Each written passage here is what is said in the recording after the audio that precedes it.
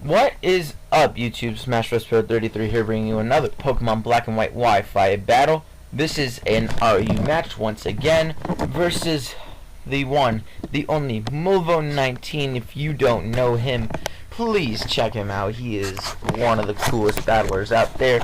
One of the directors of Mosh Pit or something like that. I don't remember what he's partnered with, but I'm sorry, but I just know he's pretty prominent and he's a good battler, and this should prove why.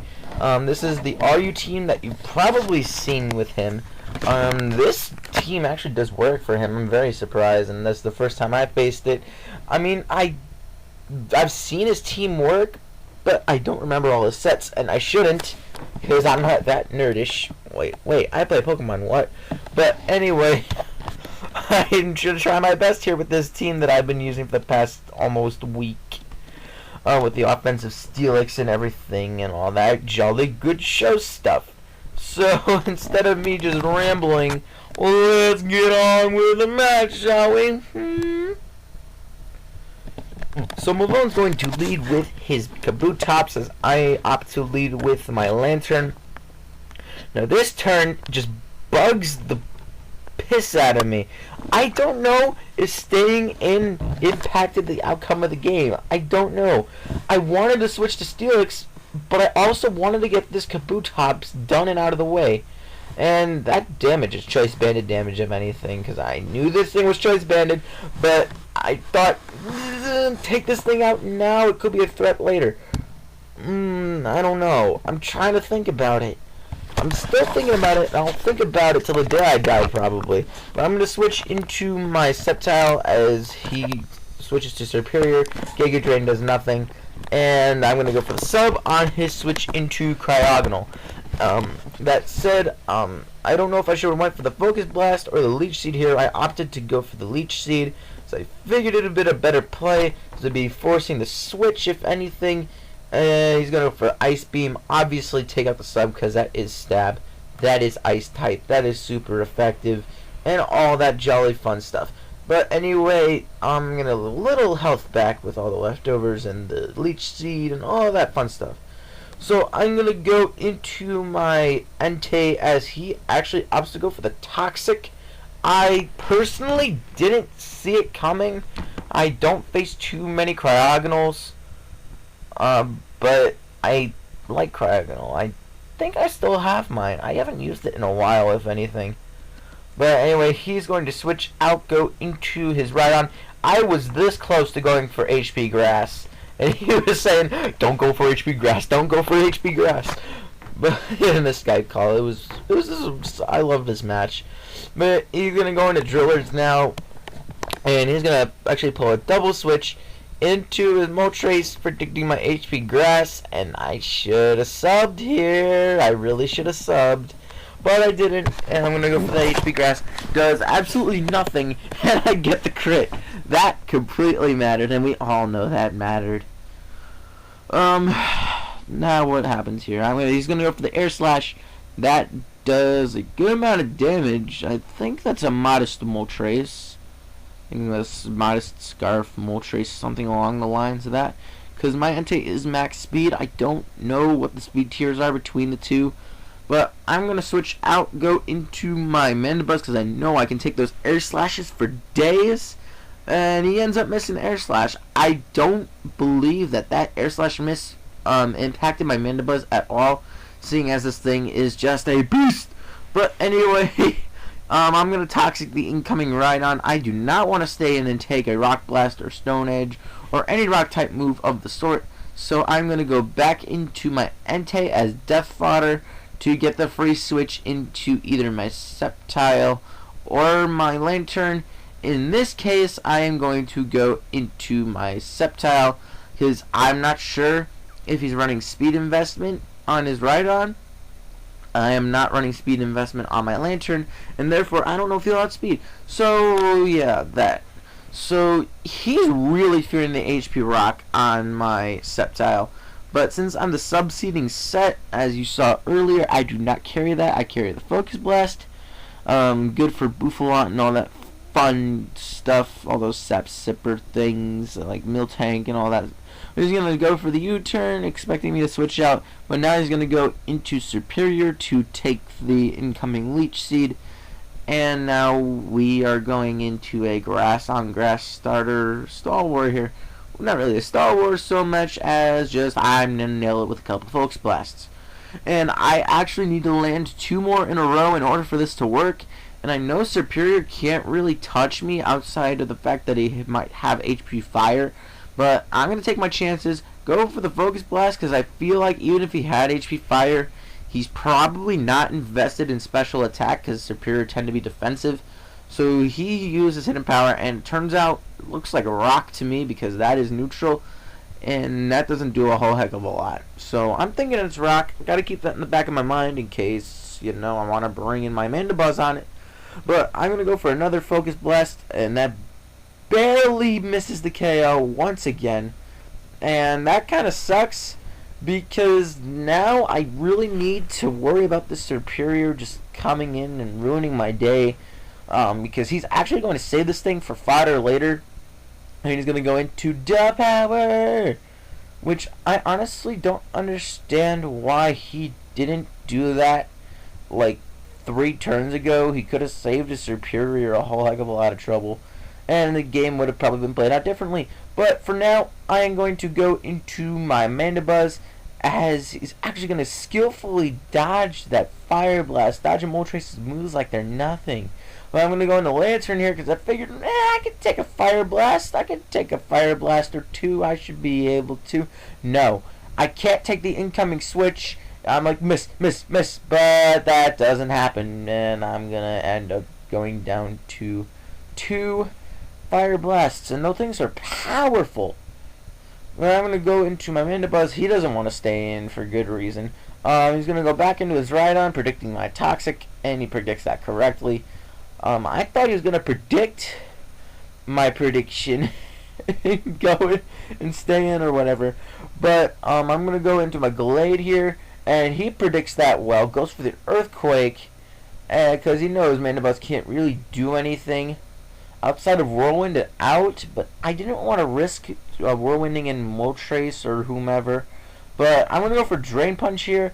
And that does nothing. Like, that Rhydon must be physically defensive and all that good stuff. But anyway, down goes Glade. That it might have pulled max damage on that roll. I'm not entirely sure. But I'm going to bring in Sceptile just to finish the job. Don't want to muck around with this thing. Just going to go for the Giga Drain. I don't want to sub in case he wanted to go for Rock Blast, which was probably going to be the case anyway. But I'm sitting okay at about like 180-ish. Oh, he's going to go and do Duh Power again. And because my Lantern is now out of the match, he can go for pretty much all the Fire Blasts he wants. I don't know how many he has left, but I'm assuming he has only a couple. With that said, I have to keep my Mandibuzz intact, and he's going to switch out, probably preserve his Fire Blasts, and go into Glade.